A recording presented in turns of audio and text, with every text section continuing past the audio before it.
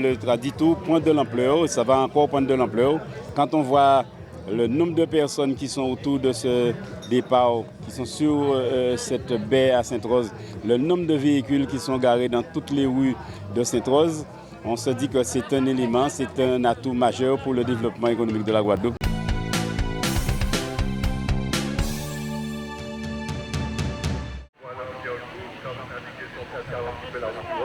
La CNBT a mis tous les moyens aujourd'hui pour que ce départ du Tradito soit réussi. Bien évidemment, puisque le départ de cette Tradito, cette édition a lieu sur le territoire de la CNBT, en l'occurrence Sainte-Rose.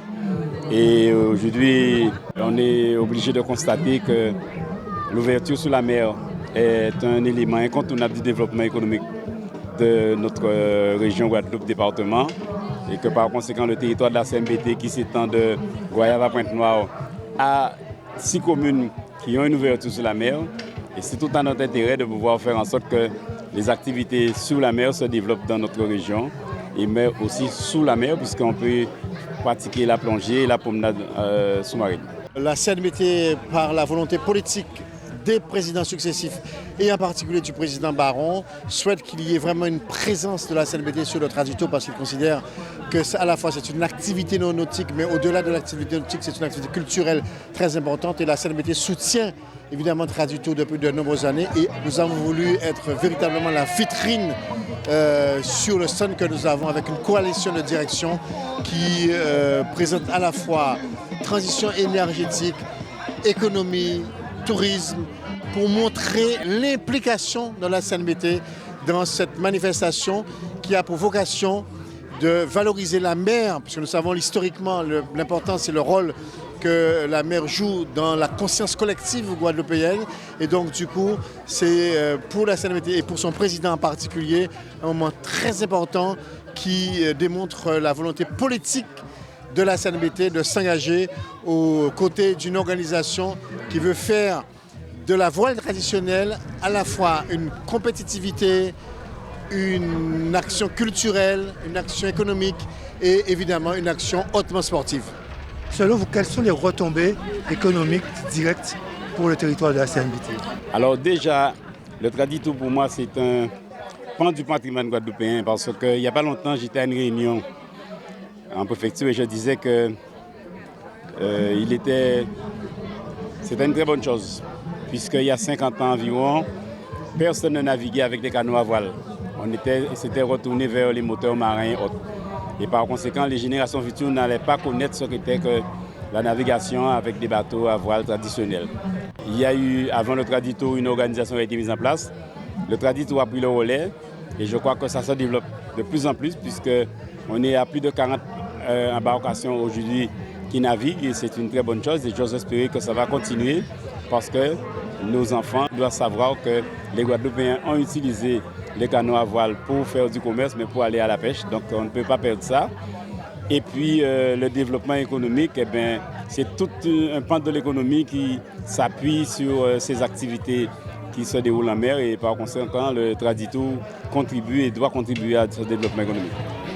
La ville de Sainte-Rose est fortement impliquée dans ce Tradito.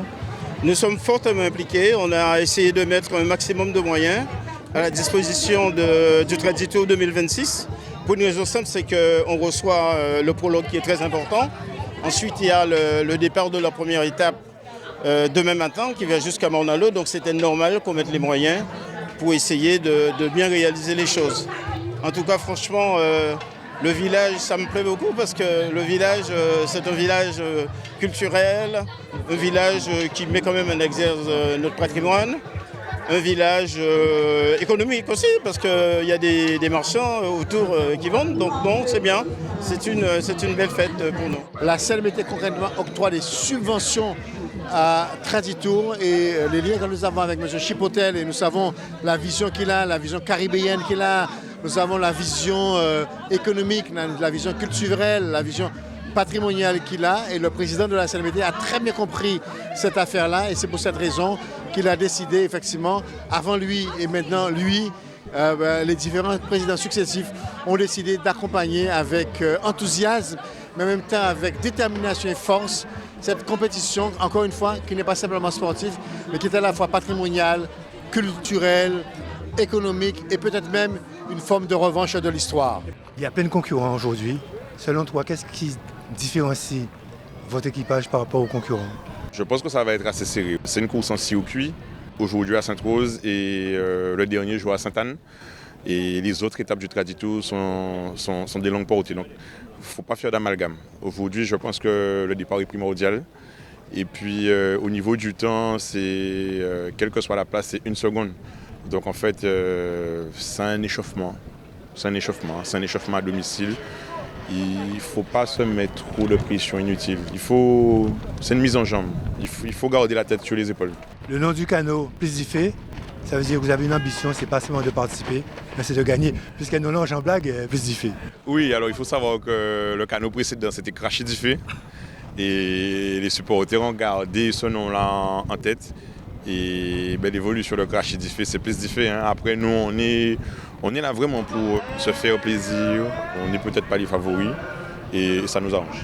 Le Tradito prend de l'ampleur, ça va encore prendre de l'ampleur. Quand on voit le nombre de personnes qui sont autour de ce départ, qui sont sur cette baie à Sainte-Rose, le nombre de véhicules qui sont garés dans toutes les rues de Sainte-Rose, on se dit que c'est un élément, c'est un atout majeur pour le développement économique de la Guadeloupe et il faut continuer à aller dans ce sens.